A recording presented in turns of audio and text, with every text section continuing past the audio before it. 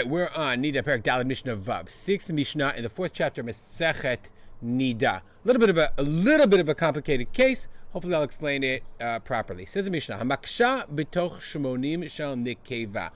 Okay, a woman who's having maksha, difficulty giving birth, and she sees dam. Okay, during the shmonim of nekeva. Shmonim of nekeva. Remember, we said that if a woman gives birth to a girl, then she has 2 weeks of dam tuma, and then 66 days of dam tahara. Okay, so now this woman gave birth to a girl, and now she's in her 66 days of dam tahara, but she had relations with her husband almost immediately after she gave birth, and now she's miscarried, maksha. She's having difficulty with a miscarriage. So what did we say before? We said that a woman who was having difficulty and had a miscarriage, we said a woman that's maksha laledet, and we're going to call this dam koshi. In Mei Niddah, she's Tamei Niddah. But if she has it b'mei ziva, then she's tehora. We also said that a woman who ra'ata dam belit sirim, one who just saw blood, without sirim, and then gave birth later, that's what's called dam shofi, dam shefa, from flow, from an abundance. So then we said, okay, a yoledet, normal case, if she sees b'mei niddah, she's niddah. If b'mei ziva, she's ziva only when she's maksha laledet. We said when she's a difficulty, really, in b'mei ziva, then she's tehora. That's what we learned. That's what we learned up until this point. So now we have a case though of a maksha laledet. She's having a hard time, but she's in her shmonim of nekeva during the 80 when during her dam tohar. Says the Mishnah. Therefore, since it's like all the dam is dam tohar, even maksha laledet kol damim shira'ah tehorim.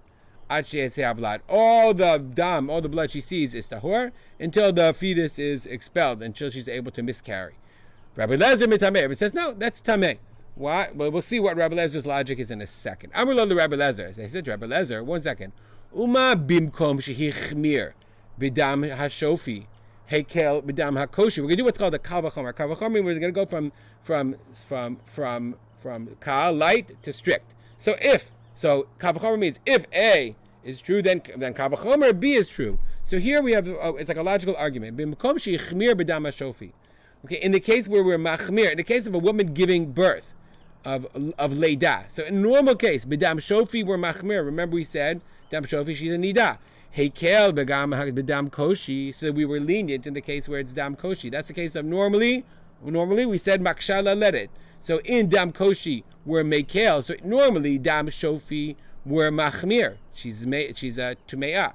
But we're makshe but we're mekel. We're lenient in dam koshi. So therefore, we see dam koshi is more of a lenient kind of thing. Therefore, makom shekel b'dam shofi. But in a case where we're mekel with dam shofi, with regular flowing blood, i.e., b'toch shmonim shel nekeva b'dam tohar, eino din shenakel b'dam koshi. Should we also be nakel b'dam koshi where she is now having difficulty giving birth?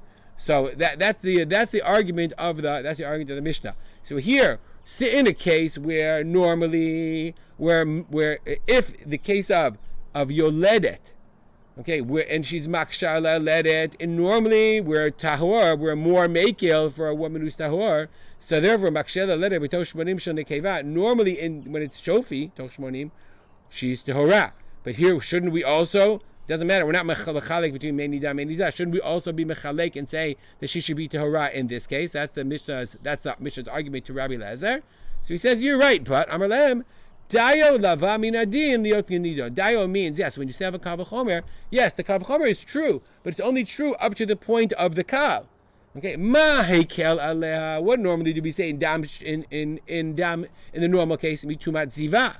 Yes, we say that she's not a zava, aval tameah, tumat niddah, but she has tameah. Let's go back to our chart. It says Rabbi Eliezer. It says, look, he says normally, if she saw dam tzirim, okay, and she's maksha laledet, we said b'mei ziva, she's tehora. But he's saying, I don't think she's tehora totally.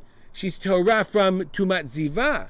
But Rabbi Eliezer says, according to Rabbi Eliezer, he says, the tuma here is tumat niddah. Tumat niddah. And so therefore, here also, since she's tamei niddah, in the case of maksha laledet in the shmonim and the keva, she's also tamei niddah. All right, it's a pretty complicated Mishnah. I hope I explained it clearly as I could. We'll stop here, dedicate our learning to memory of my father, Reb Simcha ben Yitzchak Kalman. Make it a great day.